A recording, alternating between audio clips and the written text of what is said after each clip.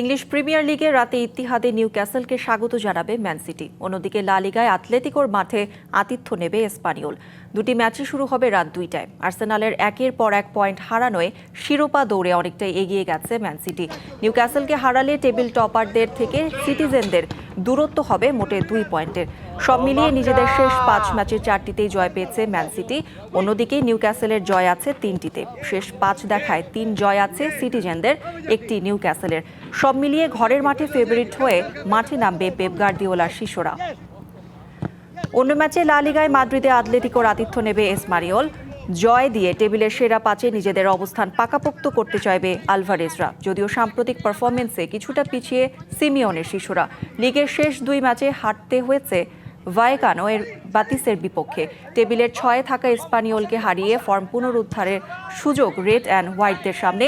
অন্যদিকে ফর্মহীন আতলেতিকোর সবটুকু সুযোগ নিতে চাইবে এসপানিওল।